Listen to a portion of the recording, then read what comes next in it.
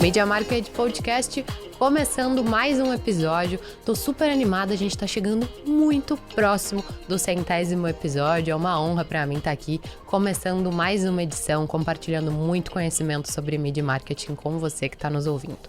Hoje a gente tem mais um episódio muito bacana, vamos conversar com Pedro Pierotti, que é gerente de marketing e comunicação no grupo Geração e, além disso, é CEO e fundador da Alora Company. Seja muito bem-vindo ao Media Market Podcast. Muito obrigado pelo convite. Para mim é um prazer, para o Grupo Geração também é um prazer estar aqui para a gente dividir um pouquinho aí sobre mídia, sobre marketing e comunicação, principalmente aí dos veículos, né? Seja em 2 ou em 4 rodas. Bora. Pedro, a gente tava conversando aqui um pouquinho nos bastidores sobre a tua história, né, profissional. Acho que seria legal tu compartilhar pra gente começar esse episódio com a nossa audiência um pouquinho desse histórico, porque tu é um profissional que veio de fora. É bacana quando a gente, enquanto Grupo ND, que é um grupo de comunicação nativamente catarinense, vê a contribuição que profissionais que vêm de fora trazem, sabe? Acho que dá uma energizada. Legal. Bom, eu nasci em Londrina, no Paraná. E fui fazer faculdade em São Paulo, então cursei SPM, Publicidade e Propaganda. Oh, que massa, SPM é nosso parceiro firme que legal. Aqui no Media Market. E logo que eu, na faculdade, comecei a estagiar numa seguradora e de lá eu entrei na Yamaha como estagiário e desenvolvi minha carreira inteira dentro da Yamaha. Então cuidei de várias partes lá dentro, projetos especiais, eventos, mídia. E terminei como supervisor de marketing lá, cuidando toda a parte de eventos, competições e estratégia de lançamento. Então, quando a gente pensava no lançamento de uma nova moto, então eu acompanhava toda essa estratégia até a execução do lançamento para a imprensa, a comunicação junto com a agência e tudo mais. Em 2021, comecinho de 21, eu recebi o convite aqui do Grupo Geração para vir para cá. Eu já estava um pouco saturado de São Paulo, de saco cheio daquela correria. Adorava a Yamaha, tinha vários projetos lá, mas eu decidi fazer essa guinada profissional e vim para cá. Foi um desafio muito grande, é muito diferente a gente estar numa montadora e vir pro varejão. Todo dia ali, todo dia conta. Acabou o mês, já vira o canhão pro próximo mês. Né? Exato. Então foi um aprendizado muito bacana. Estou aqui há 3 anos à frente do marketing do grupo. O grupo tem crescido bastante. E está sendo um aprendizado constante. E agora também com a Alora aí a gente abrindo mais o leque, conseguindo atender outras empresas de fora também e aprendendo cada vez um pouquinho mais para conseguir colocar em prática aqui no grupo, nas lojas do grupo, nas marcas que o grupo tem. É um pouquinho do que a gente tem aprendido nessa experiência aí de quase 15 anos de mercado automobilístico. Bastante tempo, bastante experiência. Vamos absorver bastante conteúdo hoje do Pedro, hein, galera? Até queria te perguntar, assim, só pra gente ter um contexto em cima do qual trabalhar, né? Quantas unidades o grupo tem hoje, espalhadas aqui ao redor de Santa Catarina? Hoje o grupo, a gente acabou de abrir a 20ª loja em operação, né? Tem na história do grupo aí de mais de 20 anos, algumas fecharam, outras abriram. Hoje a gente tá com 20 lojas em operação. São 5 lojas da Hyundai, 2 aqui na Grande Florianópolis, uma na SC 401 e uma na Presidente Kennedy ali em São José, uma em Lages, uma em Rio do Sul e outra em Brusque. Também estamos com 5 lojas da Yamaha, são 3 aqui na Grande Floripa, uma ali na Via Expressa, uma nos Ingleses, uma em Palhoça, uma em Lages e uma em Tubarão. E 4 lojas da Caoa Sherry, uma aqui em Floripa no Estreito, uma em Lages, uma em Criciúma e outra em Tubarão. 2 lojas de quadriciclos, uma aqui junto com a Yamaha ali na Via Expressa e uma em Tubarão da CF Motos. 2 lojas de seminovos, né, de veículos seminovos 4 rodas e uma loja de veículos seminovos em 2 rodas, que é a Moto Multimarcas. A S2 Bike Shop, que é uma franquia da Sense, que é uma marca brasileira de bicicletas aqui em Floripa também, na Madre Benvenuta. Não sabia que era do grupo. Isso, é do Grupo Geração também. Massa. Exato. E se eu não perdi as contas, é só isso, né? Só. Acho que tá tranquilo, né, Pedro? 200 pessoas na equipe. Não, quase isso. É uma loucura diária ali. Embora tudo seja meio que automobilístico, né? Junto com a bike também. A gente fala que hoje o Grupo Geração é o maior grupo de mobilidade urbana do estado. Bacana. A gente atua nas 4 principais frentes, né? Carro, motos, bicicletas e quadriciclos e UTVs, né? Então, assim, é uma loucura diária praticamente, porque E é legal também ver essa oscilação. O mercado, ele oscila, né, para cima e para baixo. Então, às vezes, uma marca tá vendendo muito, a outra tá um pouco mais de dificuldade. A gente tem que virar o canhão da mídia para essa marca. Aí, no outro mês já muda tudo. Aí, um mês o seminovo tá indo bem, no outro o novo que tá indo mal. E aí, é bem bacana. É uma loucura diária Uma e loucura mensal. boa, né? A gente gosta. Se a gente não gostasse, a gente tinha ido pra outra área. Com certeza. Até enquanto tu nomeava, eu fiquei pensando sobre isso, que é uma coisa que sempre me vem à mente. São muitos públicos diferentes, né? Como que vocês fazem, assim, esse mapeamento, que hoje já devem ter isso mais do que claro? Porque, de fato, quando tu vai falar de um automóvel, um novo ou seminovo, provavelmente teu público já seja uma pegada mais familiar. Quando a gente tá falando de 2 rodas, já não. Já são perfis muito diferentes, né? Exato. A gente tem essa peculiaridade do nosso mercado, né? E mesmo no mesmo público. Se a gente pegar, por exemplo, um HB20. O público do HB20 da Grande Florianópolis não é o mesmo público que compra o HB20 em Lages. Então, o que a gente faz? A gente faz muita pesquisa com os nossos clientes, tenta entender de onde ele está vindo, como ele ficou sabendo do grupo, por que ele escolheu aquele produto, para entender a dor dele e como que a gente pode sanar essa dor dele, seja com a marca ou com o veículo. Então, vamos citar um exemplo. O público do HB20 para Florianópolis, que é uma cidade um pouco mais jovem, tem muitas faculdades, tem um pessoal que migra para cá, é um público mais jovem, é um público que está em começo de carreira, está na faculdade, ganhou o carro dos pais, da mãe. Aí você vai um pouco mais para o interior, você vai para Lages, já é talvez um agricultor que tá um carrinho mais antigo e quer trocar de carro, quer talvez pegar o primeiro carro 0 km, a safra foi boa, ele quer pegar um carrinho ali para dar para a esposa, para dar para a filha. Então são públicos totalmente diferentes e a nossa grande... O desafio maior deve ser, né? Exato. Mapear esses pontos de contato para poder conversar com essas pessoas de forma assertiva, né? Então, assim, isso eu tô falando de um carro e uma marca, né? Então, quando a gente abre pro leque de marcas diferentes, para veículos diferentes, para moto, por exemplo, a Yamaha tem motos de 12 mil a 80 mil reais. Então, dentro do mesmo guarda-chuva da mesma marca em cidades diferentes, né? Então, é um desafio constante, mas é uma delícia, né? Acho que aí tá o grande... acho que é o grande...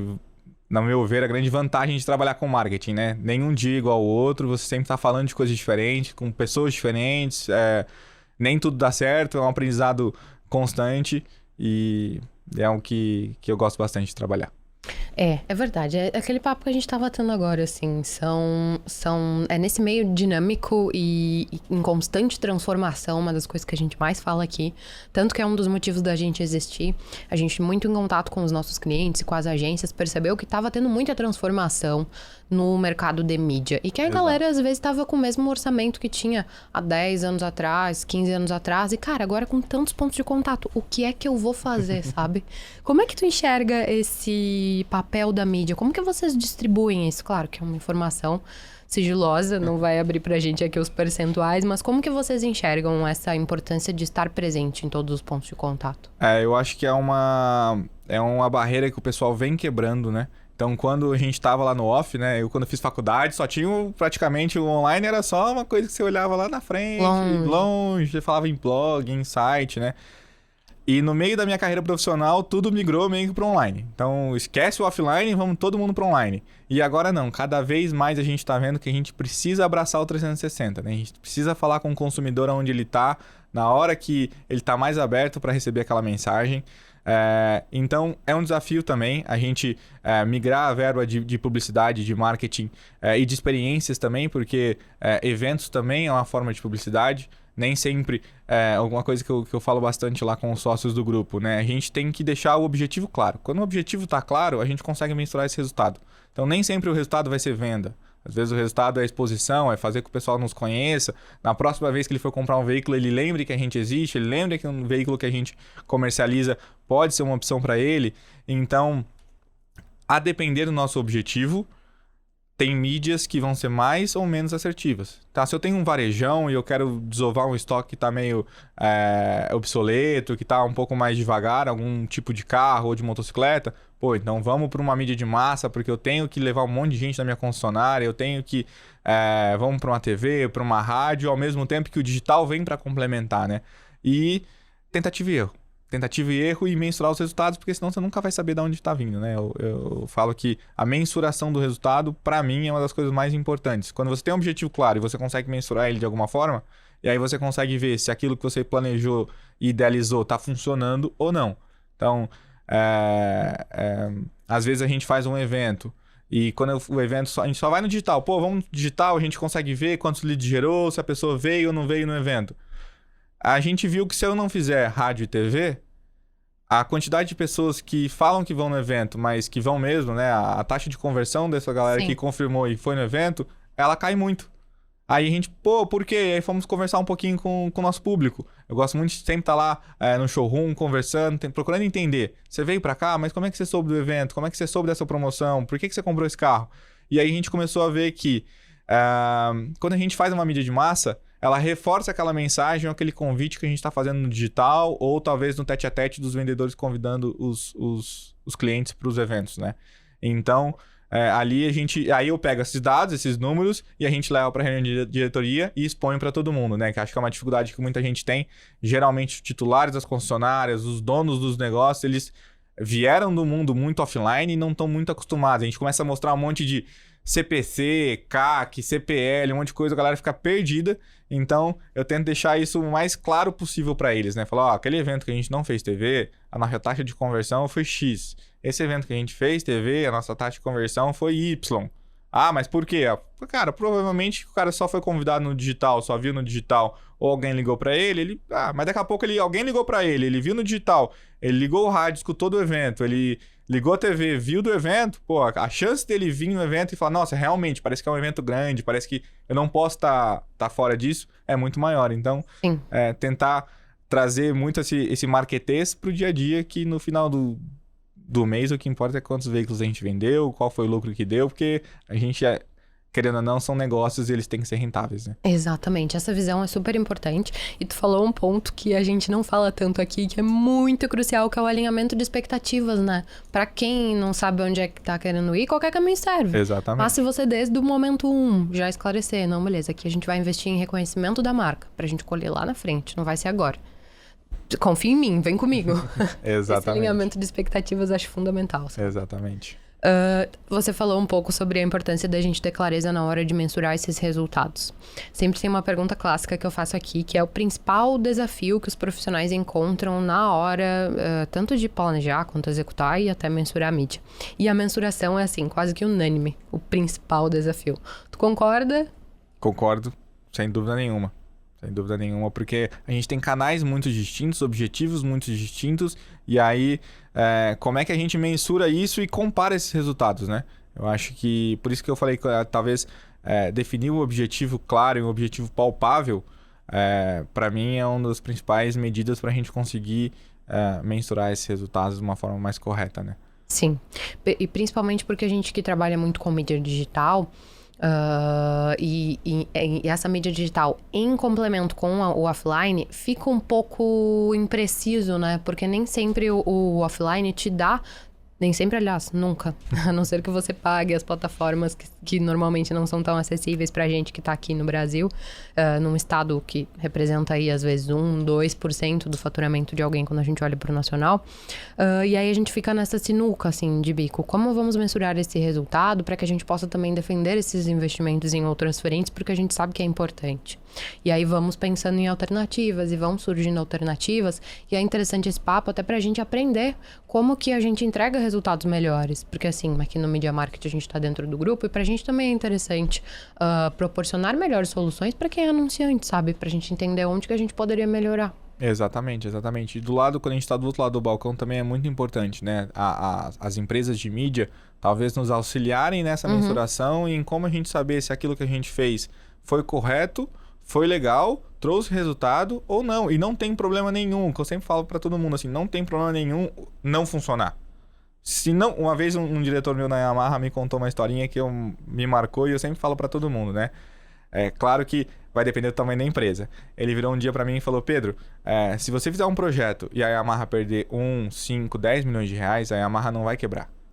Só que se você não fizer nada diferente, um dia a Yamaha vai quebrar. Porque vão vir os concorrentes fazendo coisas diferentes e não vai funcionar. Então, trazendo para a realidade da geração, né? Não, claro que 1 milhão, 5 mil, 10 milhões, Deus me livre, fazem muita diferença. Mas talvez assim, um evento aqui, vamos tentar uma mídia diferente, vamos tentar uma abordagem diferente. Vamos tirar uma verba de TV e vamos botar só no digital? Pô, talvez não tenha funcionado tanto. Então vamos pegar aquela mídia e fazer 50-50. Ah, começou a funcionar? Você está conseguindo mensurar aquele resultado no final do dia? Ah, tem uma campanha especial da montadora, então vamos pegar ela e vamos maximizar, mesmo que a montadora já está vindo fazendo mídia local, vamos maximizar dentro das nossas mídias que a gente tem mais acesso, a gente tem talvez uma negociação melhor, uma agilidade maior para botar ela no mercado. Uma dificuldade que a gente tem bastante também, principalmente nesse ramo das concessionárias. A montadora ela é uma bola de canhão, né? Ela tem que falar com o Brasil inteiro. Sim. Então, como que eu regionalizo essa comunicação, né? Então, aquela questão do público ser diferente também, essa comunicação tem que ser regionalizada. Então, assim... Principalmente você que está trabalhando aí, o público de Lages não vai ser impactado de forma tão assertiva por uma comunicação que tu pensou para a galera da Grande Floripa, Exatamente. por exemplo. São públicos completamente diferentes. Exatamente. A gente tem a oportunidade de rodar o estado e, nossa, parece um estado diferente em cada região. Exato. É bizarro. É isso mesmo. Então, a gente tenta trazer isso para o nosso dia a dia e aí, para os meios de comunicação, eu sempre falo, cara, se não deu certo, não tem problema, mas... Vamos descobrir junto por que não deu certo. A gente fez um plano de mídia muito legal, a gente imaginou um negócio muito bacana, mas nem sempre aquilo vai dar certo. O principal daquilo é olhar o porquê que não deu certo e tentar de novo de uma outra forma na próxima vez. Uma hora você vai acertar. Uma hora você vai pegar, isso aqui foi legal, isso aqui não foi tão legal. Então o que não foi tão legal você troca, tenta diferente. Daqui a pouco você vai sempre estar melhorando um pouquinho mais a cada campanha, a cada plano de mídia, a cada evento, a cada execução que a gente faz. Então, uma dica que eu dou aí para todos os canais, os meios e tal, às vezes a galera quer vender pra gente uma coisa que é linda. Traz um monte de número bacana, traz um monte de ROI impossíveis, um monte de coisa. Pô, a gente atingiu não sei quantos milhões de pessoas e tal. É meu público. É legal, às vezes é melhor a gente atingir 10 pessoas e eu vender para 5 carros para essas 10 pessoas do que eu falar com o estado inteiro e não vender nada. De fato. Então, assim, não tem problema errar, não tem problema a gente falar, puta, ó, aquele que a gente imaginou não foi tão legal e tudo mais. O importante é a gente aprender e melhorar para a próxima execução. E isso é muito bacana, porque assim, a maioria das vezes a gente conversa com alguns profissionais que parecem que tem medo do erro. Gente, marketing é teste. Vamos rodar esse teste, a gente mensura, a gente vê e replica, ou não. Beleza, vamos voltar. Essa ideia que a gente teve foi, na nossa cabeça estava lindo, mas a execução foi péssima e não deu certo. Tá tudo bem. Exato, e é um medo assim que quem é dono de empresa, quem é CEO, quem é CMO aí que tá escutando, pessoal... Se marketing tivesse um playbook, um livrinho de regras e fosse só executar, tava fácil. Todo mundo tava vendendo um monte, todo mundo tava lá. Então, isso que eu às vezes procuro passar pro pessoal, né? Lead não é você pegar um cliente que já tá 100% pronto numa prateleira, pegar ele, entregar na mão do seu vendedor e falar só vende. Senão todo mundo faria isso, tava muito fácil. É o que você falou, marketing são tentativas e erros, aprendizados. Às vezes uma coisa que funcionou há 2 meses atrás não vai mais funcionar hoje. É outro cenário, é outra coisa, então... Até para lidar com essa dinâmica do próprio público, né? A gente tá exposto aí, hoje em dia estima-se que é mais de 10 mil marcas por dia. Exato. Então, se você não for pensar na tua diferenciação, naquilo que vai te diferenciar perante tantas marcas e tanta competitividade, a gente fala muito sobre a economia da atenção, né? Porque, na verdade... Hoje, o nosso concorrente é tudo que vai poder tomar tempo daquela pessoa que eu tô querendo atingir. Então, assim, não dá pra querer fazer mais do mesmo há tantos anos, mesmo que a gente tenha bons resultados há tantos anos, principalmente quando a gente tinha um número de pontos de contato muito menor com esses caras, e achar que vai dar certo. Exato. Ficar esperando que... Não vai, né? O cliente entrar na loja, não vai. E assim, cada vez menos o cliente tá entrando na loja e cada vez mais a gente tá tendo que entrar no dia a dia do cliente. E aí aquela questão, como que a gente entra no dia a dia do cliente sem ser tão invasivo, sem ser massivo, para que às vezes uma publicidade, um marketing que a gente acha que está sendo muito legal, lá na ponta o cliente já está de saco cheio, ele já comprou um carro, ele já comprou uma moto, ele acabou de comprar uma bicicleta, ele não quer saber de promoção, ele não quer saber de varejo.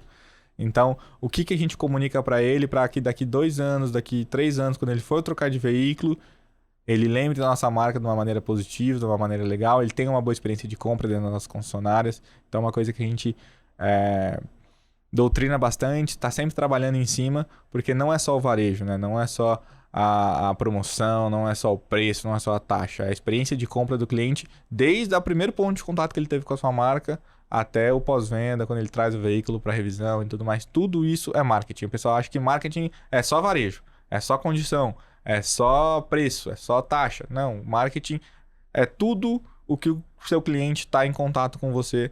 Ele teve a melhor experiência de compra, ele está adorando o produto, ele está muito legal. Ele teve uma experiência negativa no pós-venda, talvez ele não vai voltar para comprar com você de novo. Com certeza. Talvez esse ponto do pós-venda seja mais crucial para ele no processo de decisão de uma nova aquisição, no caso do teu segmento, tô chutando. Sim, não, mas do que, com certeza. Né? Totalmente. Faz sentido. Tem uma pergunta que eu sempre gosto de fazer aqui, que até quem tá nos ouvindo me perdoa, que a Luísa vai entrar de novo nesse papo, mas quando a gente recebe alguém do varejo, eu gosto de ouvir a opinião deles nesse sentido, assim, que é um papo muito geracional, pena que o Jean não tá aqui pra me complementar. Eu tenho 29, ele também tem 28, 29, mas ele é a pessoa que gosta de fazer compra no ponto de venda. Ele vai lá, ele analisa, ele olha, toca. Eu não, cara, se puder resolver em 3 cliques ali online, entrega lá na minha casa, a gente vai ser amigos pra sempre. E sempre que eu recebo o pessoal do varejo aqui, eu gosto de conversar sobre esse tema, porque eu sei que isso vai variar de segmento para segmento, e também porque muita gente que foi na NRF me trouxe esses insights assim, de Luísa, a gente tá cada vez mais precisando pensar na experiência do cliente mesmo. Agora não é mais teoria, é prática, porque eu preciso levar essas pessoas para dentro da minha loja. Tu tem compartilhado dessas visões também? Como é que vocês estão enxergando isso? Total. E eu acho que, de novo, vai entrar naquela questão de não tem certo, não tem errado. A gente tem que se adaptar à realidade que a gente está vivendo. Você deu um exemplo perfeito. Você gosta do online, tem gente que gosta do offline, de ir lá, sentar. A gente tem, por exemplo, nas concessionárias, né? Tem clientes que compram um carro 100% online e pedem pra gente entregar o carro na casa dele. Não fez test drive, não sentou, que loucura, não ligou o carro, nunca imaginaria. Viu só por vídeo. De influenciadores, hoje cada vez mais influenciadores mais em evidência. Bacana. Antes, para eu saber de um carro, vamos pensar 15, 20 anos atrás. Nossos pais, talvez, que eu nem ia fazer uma compra de um bem de alto valor que é um carro. Ele ia... estudos mostram que as pessoas iam, em média, a 8 concessionárias antes de efetuar uma compra. Hoje isso já caiu para 1.5. Tem estudos que falam 1.5, tem estudos que falam 2 e pouquinho. Já caiu muito. Mas tem gente que tá comprando um veículo de 100, 200, 300 mil reais sem entrar, sem ligar, sem sentir. Já tem gente que não, que gosta de fazer o test drive, que quer sentir, vai ver se encaixa no carro, se o motor faz barulho, se não faz, como é que é. Então, é papel nosso do varejo se adaptar a isso. Então, qual que é o melhor jeito de a gente trabalhar isso? Tendo uma boa experiência de compra no offline, tendo uma concessionária legal, um lugar que o cliente pode vir, tomar um café, assistir alguma coisa, trocar uma ideia com os nossos vendedores, com os nossos consultores, não só sendo um lugar de compra, mas um lugar de convivência. E no online, ter um site preciso, integrar aquelas informações que o cliente quer saber, ter uma equipe de venda online preparada para atender esse tipo de cliente e conseguir entregar o carro na casa dele, se assim ele quiser. Então, o nosso papel é estar preparado para esses dois mundos. O que eu acredito no ramo automobilístico, né, das concessionárias, que a gente vai ter algo similar ao que acontece nos Estados Unidos. A tendência é o showroom das concessionárias estarem cada vez menores, talvez migrando até para shopping. Uma loja conceito. Uma loja conceito, exato. Para quê? Para oferecer uma experiência legal para quem quer sentir o carro, quem quer sentir o veículo. Ter um espaço de pós-vendas que não necessariamente vai estar no mesmo espaço físico desse showroom, pode ser em outro local, mas um local de fácil acesso, um local que não cause um transtorno para o cliente ele ter que levar o carro até a revisão. Mas também a gente ter esse showroom virtual onde o cliente consegue comprar. Na Yamaha a gente tem essa experiência já. Hoje os clientes Yamaha, se eles entrarem no site da Yamaha, eles conseguem comprar uma moto no cartão de crédito online e essa moto é entregue na casa dele. Então assim, o nosso papel tá preparado para atender esses dois tipos de público. De fato, né? A gente que precisa se antecipar às tendências e tá preparado para quando elas chegarem. Tem toda a razão. Tu comentava sobre a gente ter acompanhado esse estudo de que antes as pessoas iam até 8 concessionárias e depois 1,5, 2. Inferindo, tá? Tu acredita Claro. que isso pode se dar, imagino eu, por 2 motivos. A força das marcas. Eu sou relativamente nova, já falei que tenho 30. Mas eu vejo que as marcas, principalmente nesse segmento, têm se consolidado ao longo dos últimos 10, 15 anos. Trabalharam mais a força delas e fica mais claro pra mim o que eu vou ter de marca X, de marca Y, de marca Z, diante do meu comportamento enquanto usuária. E também fiquei pensando sobre se isso pode se dar à popularização da própria internet, que deixou os consumidores muito mais informados, então eu não preciso ir até lá para ouvir o que o vendedor vai me dizer. Cara, eu posso assistir uma quantidade infinita de vídeos sobre aquele veículo, sobre aquele tipo de câmbio, aquele tipo de, enfim, cavalos de motor. Perfeito. Aí já falei pro Pedro que eu não entendo tanto. Não, perfeito. Eu acho que, na verdade, Lu, tá muito mais para esse segundo ponto que você falou do que pro primeiro. Porque se a gente pegar, não tanto tempo atrás, a gente tinha muito menos marcas, muito menos opções de veículos do que a gente tem hoje. Há 15 anos atrás, praticamente, a gente tinha 4, 5 marcas grandes no Brasil. Hoje a gente tem uma infinidade, ainda mais agora com as chinesas chegando e tudo mais. Quase todo mês a gente tem uma marca nova, uma opção nova no mercado. Isso poderia gerar até uma confusão na cabeça do cliente e o interesse dele de conhecer mais essas marcas. Só que, e aí você matou a charada. Como hoje a internet está muito mais acessível, muito mais popular e os criadores de conteúdo estão se multiplicando de uma maneira muito rápida, hoje aquela informação, aquela dúvida, eu posso fazer um test drive sentado no sofá da minha casa, olhando o celular, de X maneiras diferentes. Eu posso pegar o Rubinho no Acelerados, testando um carro e falando a visão dele de piloto. Eu posso pegar um cliente que postou no TikTok a experiência dele com aquele determinado de carro. Eu posso pegar uma influenciadora de moda que está sendo patrocinada por tal marca ou que tem aquele carro que está falando daquele carro. Então, eu como consumidor olho tudo aquilo, faço uma média e vejo se aquele carro me atende ou não. Então, assim, você tem isso para praticamente hoje todas as marcas, todos os veículos, você tem uma infinidade, milhares, sei lá, milhões de vídeos, reviews e opiniões e críticas, tanto reviews positivos quanto negativos. Você entra no Reclame Aqui, você vai ver como é que aquela marca te atende no pós-venda, como é que aquela concessionária te atende no pós-venda, como é que, invariavelmente, né, ainda mais se tratando de máquinas bem complicadas, vai ter um problema, alguma coisa vai acontecer. É impossível ser 100% certinho, por melhor que seja o cuidado na fabricação e tudo mais. Mas como que aquela marca vai resolver aquilo? Como que aquela concessionária vai resolver aquele seu problema? Então, pelo bom e pelo mal, as informações hoje estão abertas. Então, hoje o pessoal está assistindo, então está consumindo isso antes de ir na concessionária. Muitas vezes, e até um desafio para a gente também como grupo automobilístico, preparar nossos vendedores. Às vezes o cliente ele chega mais informado do que o nosso vendedor. Porque o nosso vendedor ele tá ali no dia a dia e tal, e daqui a pouco o cliente já leu uma matéria de um veículo que saiu na Tunísia, um novo motor daquele carro e tal. E aí, esse aqui já tem aquela tecnologia? Não tem? Como é que não é? Então, às vezes, até eles pegam a gente pela... desprevenidos, né? De alguma informação que ele viu na internet e tal, talvez de um modelo de carro que nem tá previsto para vir pro Brasil, ou uma tecnologia que não faz sentido aqui, mas ele já viu, ele já consumiu, ele viu do influenciador, de alguém que falou e trouxe para cá e tá te questionando ali na hora de comprar o carro. Não, imagina o vendedor como que fica numa situação dessa, porque ele precisa saber tudo sobre todos os veículos. Exatamente. Não só um, como normalmente a pessoa vai se especializar em entender, buscar mais a fundo. E os seus veículos concorrentes, você tem que saber o que seu veículo é melhor que o seu concorrente e o que o seu veículo não é melhor que o seu concorrente. Porque o grande papel do vendedor é entregar aquilo que o cliente quer. Se eu tenho, vamos supor, eu tenho um line-up que eu não tenho carro de 7 lugares e o cliente está querendo um carro de 7 lugares, cara, eu posso fazer o melhor negócio para ti. Você não vai sair satisfeito. Porque sua necessidade é um carro de 7 lugares. Eu posso te vender o melhor carro de 5 lugares que eu tenho, com o menor preço possível, com a taxa zero, com a melhor condição, te dar um pacote de revisões grátis. Não é isso que você quer. Então, assim, eu tenho que saber da concorrência, eu tenho que saber do que está acontecendo no mercado. Então, cada vez está sendo mais desafiador também para os vendedores que estão ali no ponto de venda, que os clientes estão vindo muito bem informados, cada vez está tendo mais concorrentes, mais veículos. Então, por isso também a gente tem essa dinamicidade do mercado muito grande, né? Então... Nossa, com certeza. Desafiador pra caramba. Eu fico aqui pensando em como elaborar tanto treinamento assim. A equipe passa mais treinando do que vendendo. É quase isso. É uma briga nossa até com as montadoras. Às vezes eles dão muito treinamento, muita coisa. Tem que dar mesmo, a gente precisa disso. Mas como que a gente consegue equilibrar tudo isso?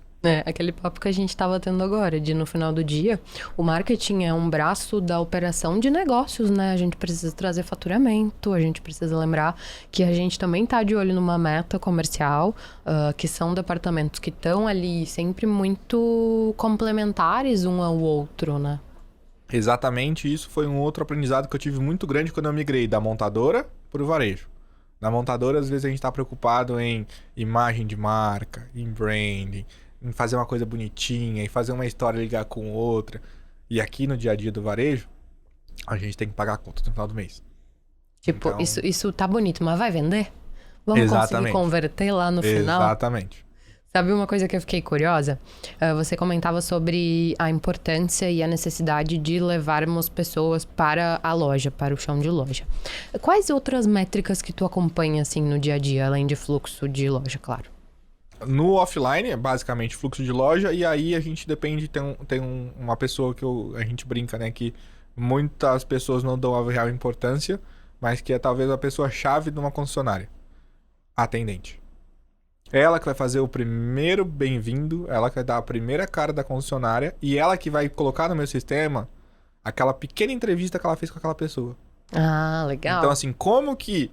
Às vezes a pessoa entra ali, ela não quer passar uma ficha, dar os dados, passar o nome, CPF, e-mail, telefone, cor do olho, rua, vó e tudo mais. Tem gente que, às vezes, você entra numa loja e chega alguém com uma listinha de 20 páginas pra você preencher. Isso já não é uma boa experiência. Não. Então, como que num bate-papo com aquele cliente que chegou, eu consigo pegar da onde que aquele cliente veio, o que fez ele tirar a gente fala assim, eu falo, pessoal, vocês não tem que saber a mídia. Não pergunta pra ela, da onde você viu a propaganda? Você tem que tentar entender o que fez aquela pessoa. Desculpa a palavra, mas levantar a bunda da cadeira, levantar a bunda do sofá que ela tava assistindo o seu filme preferido, pegar o carro dela, ou um Uber, ou um táxi, ou vir a pé até a nossa loja. O que motivou ela? Nem sempre vai ser a última mídia que ela viu. Nem vai perceber, né? Exato. Não tem como fazer essa atribuição, assim. Então, assim, no offline é basicamente isso, é treinamento com os recepcionistas, treinamento com os vendedores pra gente tentar identificar e colocar dentro do CRM aquilo que realmente fez o cliente vir até nós. E aí, quando a gente vai para online, aí que a gente falou, cada campanha tem o seu objetivo, mas basicamente, quantidade de leads criados, a conversão de leads por canal. E o custo daquele lead também, porque às vezes o negócio se torna inviável. Quando a gente estava falando há 5, 6 anos atrás, pré-pandemia, a mídia online era uma mídia muito barata. Mas hoje o pessoal ainda... Alguns não entenderam que a mídia online não tá mais tão barata. Não tá tão mais fácil a gente... Captar lead é fácil. Botar lá e só vai entrar um monte de lead é a coisa mais simples do mundo. Mas aqueles leads são realmente qualificados. Né? E quanto vai custar de tempo e dinheiro para eu converter aqueles 2.000 leads que entraram?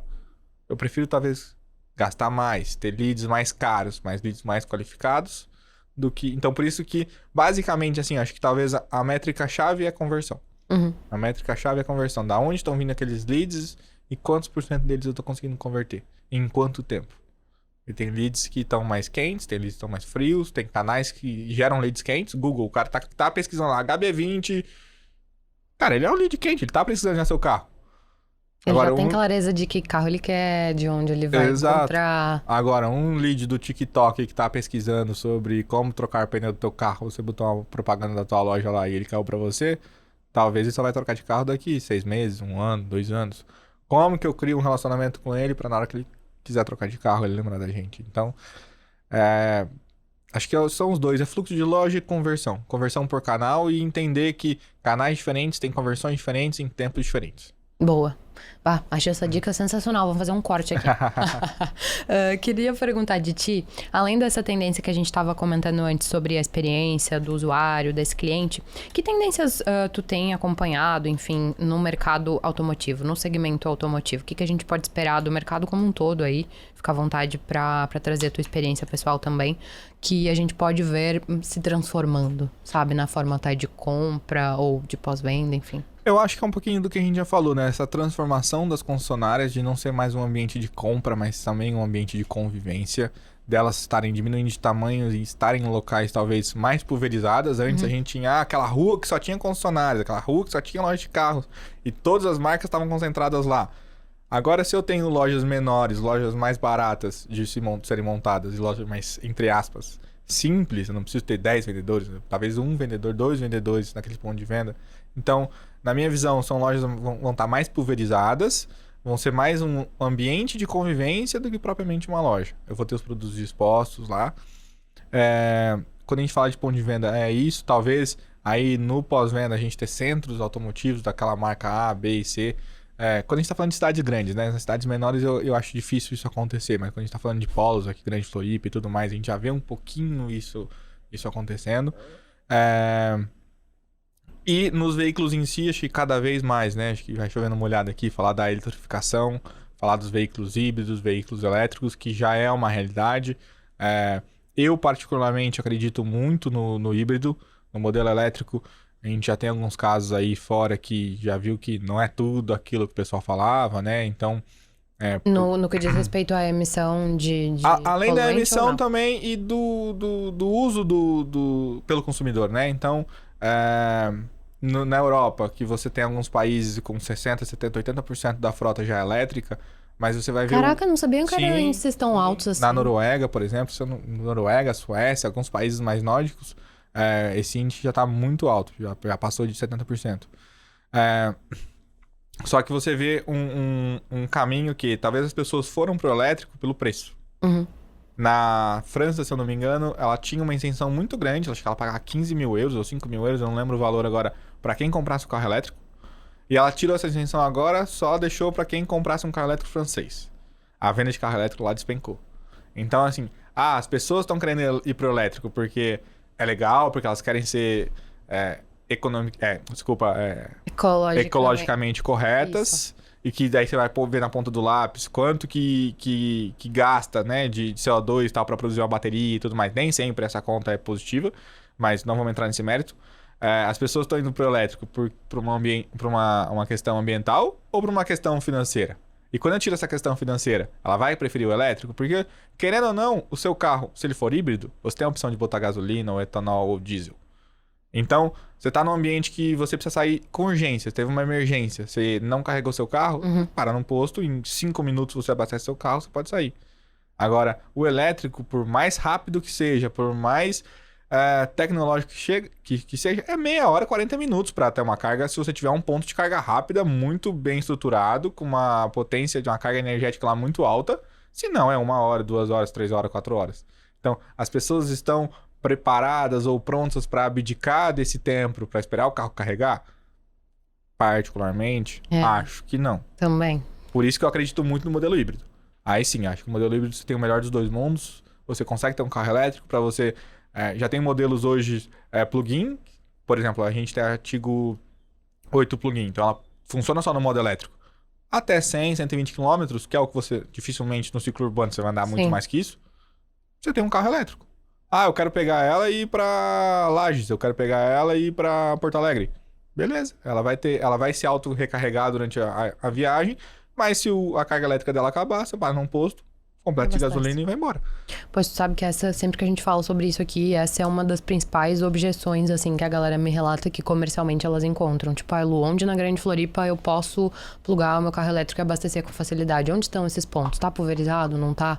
Era uma objeção que eu sempre escutava, assim, não sei se ainda permanece, porque já tem um tempo. E mesmo em países onde, por exemplo, Estados Unidos, né? Você vai lá pra Califórnia, pra Flórida principalmente, acho que eu tava vendo uma entrevista, acho que 80% ou 90% dos pontos de carregamento dos Estados Unidos, eles estão nas duas costas, né? Se você vai pro miolo dos Estados Unidos, já também não... Ele tem uma realidade muito parecida com a do Brasil, de poucos postos de carregamento. Mas vamos falar. Não sei se todo mundo já teve a oportunidade de ir pra Flórida. Outro dia eu fui pra lá e eu fiquei, alugo um Tesla ou não alugo e tal. Fui falar com alguns amigos, fui ver alguns reviews na internet de, às vezes, um posto de carregamento de elétrico com, sei lá, 30 plugs para você carregar carro elétrico, com uma fila de espera de 1 hora. Meu Deus. Porque aquilo lá, por mais rápido que seja, é meia hora. Se eu chegar lá, 30 carros estiverem abastecendo, eu vou esperar meia hora. Quando você pega uma fila nessa de um posto de gasolina? Quase nunca, a não sei que alguma coisa fora do normal tenha... Exato.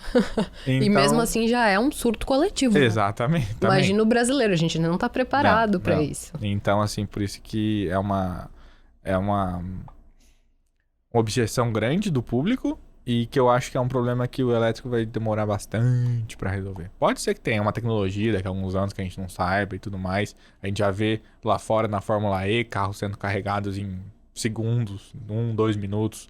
Mas é uma tecnologia muito cara, muito perigosa e tudo mais. Estamos falando de muitos milhões de volts e tudo mais. Então, eu acredito muito no modelo mais híbrido mesmo.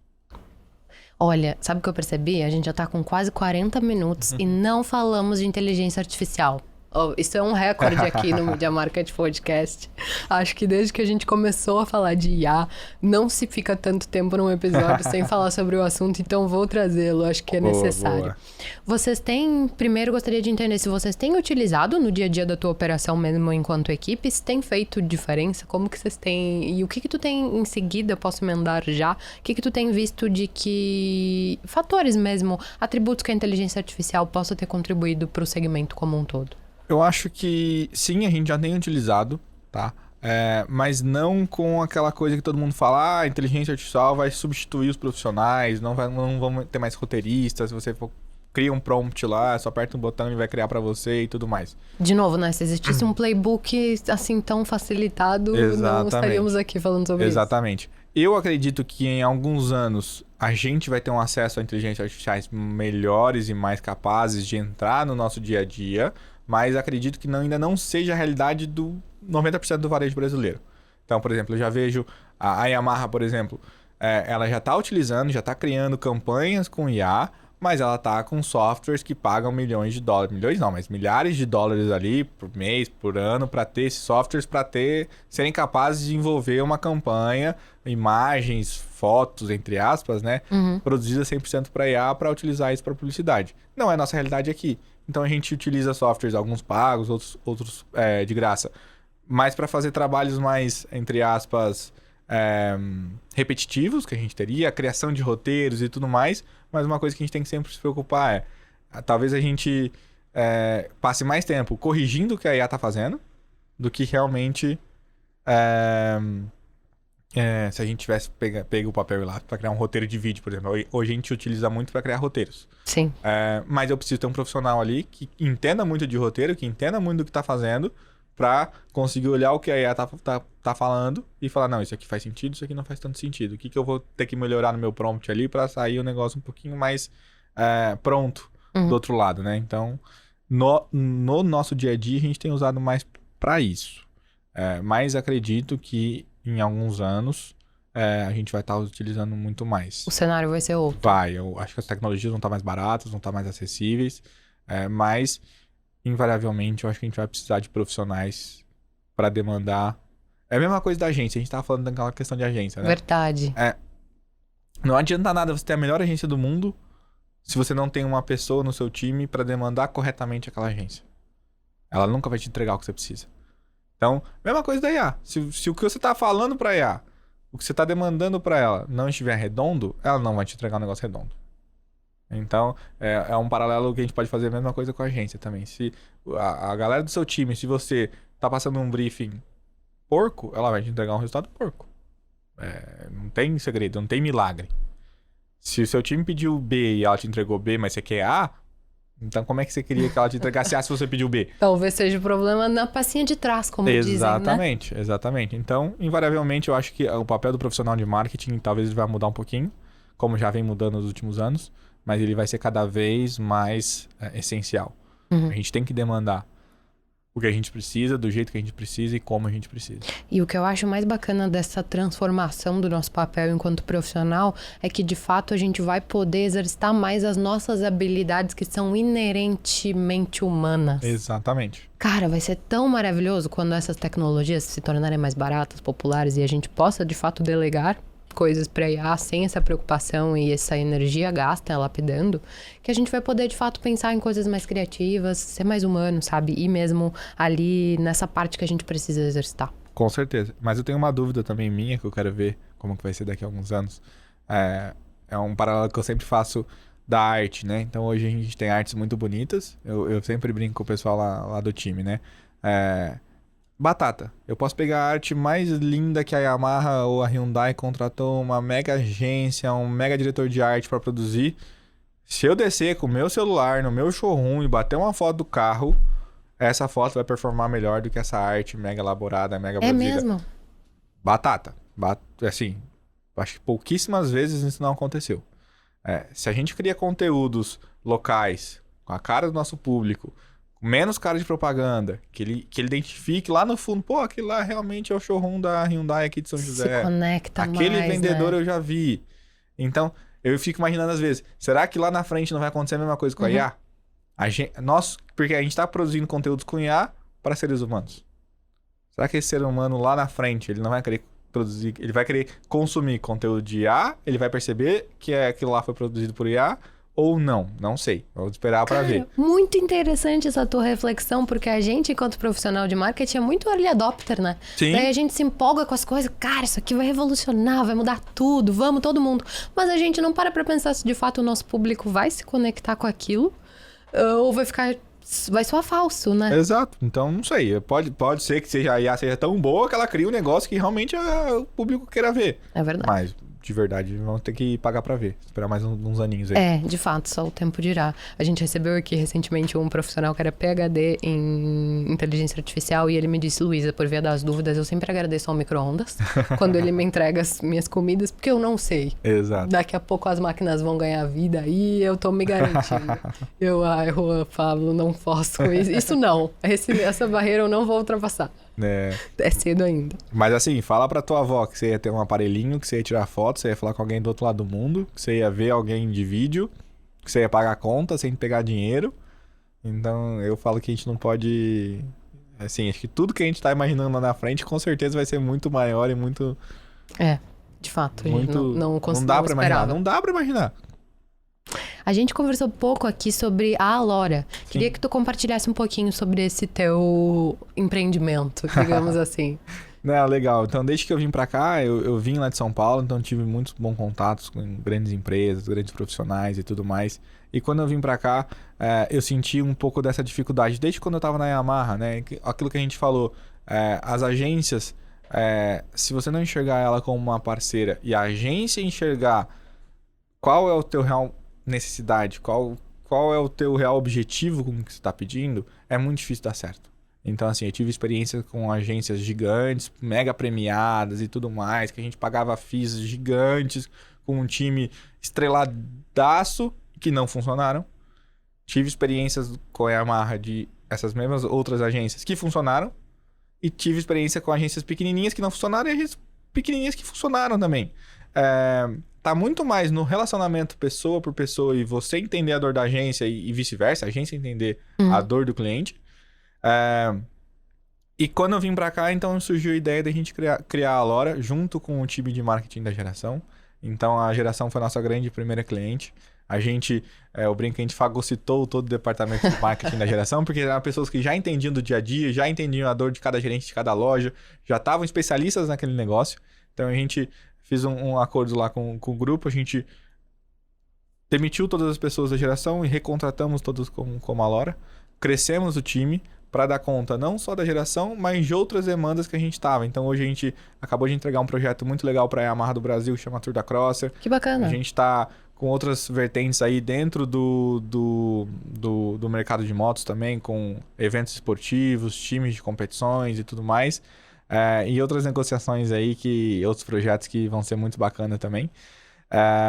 E é isso. Então, o que a gente quis criar com a Alora é isso aí. Como eu já tive a experiência de estar dos dois lados, tanto na montadora que tá pensando lá no todo, tá pensando no negócio bonitinho, quanto no varejo, que o negócio vai vender, a gente trouxe pro DNA da Alora isso. Tanto que o slogan dela é Alora Results Club. Eu quero entregar resultado. Se o seu resultado for fazer um negócio bonito, para melhorar a imagem de marca e tudo mais, vamos fazer. Se o seu negócio for vender 30 carros está estocado há 60 dias do teu estoque que você tem que vender em um mês, beleza, nós vamos fazer o melhor para tentar vender isso. Então, entender qual é o seu objetivo, qual é o resultado que você quer e ver o melhor caminho para te entregar. Bem? É o famoso alinhamento de expectativas, né? Que a gente estava comentando aqui mais cedo. Acho que no final do dia é sobre isso. Exatamente. Pra gente encerrar, Pedro, tem uma pergunta clássica aqui que eu sempre gosto de ouvir os nossos convidados.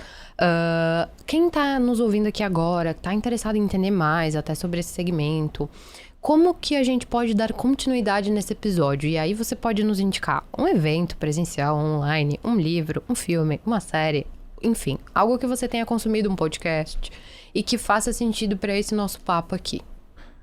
É difícil falar um só. Eu acho assim, de novo, alinhamento de expectativas. O que você quer aprender? Eu sempre gosto de aprender com quem sabe e tem resultado, né? Eu não gosto muito de podcast ou palestra de palco. Sim. A galera sobe lá, é muito legal, mas o que o cara fez de verdade? que ele construiu na carreira dele? Então, assim, eu quero saber de vendas. Porra, eu tô acompanhando muito o conteúdo do Jornal da CIMED, por exemplo. Cara, pra mim é um case muito massa de vendas, de DNA, de cultura dentro da empresa. Então, todo podcast eu tenho um convite bom pra te fazer, hein? Tô sabendo já, tô sabendo. Então, todos os livros que ele lança, podcast que ele participa, vídeos eu tento aprender. Pô, redes sociais, eu não sei falar sobre o nome dele. Kircher... É um cara que é um japinha, que eu curto muito os conteúdos que ele fala, então não sempre conheço. que eu vou... Depois vou colocar aqui na descrição. Isso, eu nunca consegui falar sobre o nome dele direito, é Kirsch, não lembro o nome dele agora. Mas, cara, é um cara que de rede social, minha referência é ele. Então, todos os podcasts que ele lança, todos os livros, todos os cursos, eu tento estar presente ou mandar minha equipe para estar presente e tudo mais e aprender com ele. Eu quero saber de redação publicitária. Quem que é o cara de redação publicitária que tem uma história? Eu sempre brinco com o pessoal, cara, cuidado. O pessoal, eu fiz isso, fiz aquilo. Vai pesquisar, vai ver se é tudo aquilo mesmo, se é legal. Se for, aí vai pesquisar o livro, o podcast, o filme, ou o que quer que seja dessa pessoa. Então, para cada vertente que eu quero aprender, eu tento pesquisar quem são essas pessoas ou empresas e pesquisar sobre. Porque, de fato, se tornou muito mais fácil dizer que faz e vender produtos, infoprodutos, e quando, na verdade, quando a gente vai pesquisar mesmo se tem robustez, solidez, não tem tanto. Exato, né? Exatamente. Cada vez mais eu tô mais nesse meio agora, a gente tá com alguns projetos de infoproduto e tudo mais.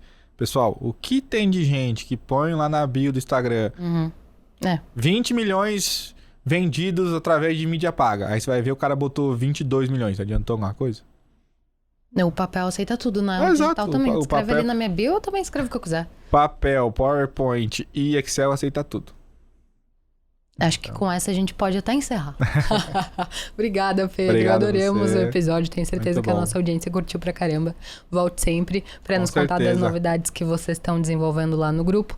O Carlos já fez o convite, então nem vou adiantar, porque não é aberto pra nossa audiência. A gente convida só os nossos clientes. Te agradeço novamente pela participação aqui no Media Market Podcast. Eu que agradeço, parabenizo aí pela iniciativa, é muito bacana. Eu acho que conhecimento, quanto mais compartilhado, melhor, né? Nem sempre tudo vai funcionar para todo mundo, mas o que a gente conseguir aprender e pegar dicas e tudo mais com outros profissionais é bom para todo mundo. A gente acredita muito nisso, assim. Tudo é repertório, com certeza. Exatamente. Você que está nos ouvindo pode acompanhar todos os nossos episódios. A gente já está quase no 100º, como eu disse, tem muito conteúdo disponível em media.market/podcast. Tchau, tchau.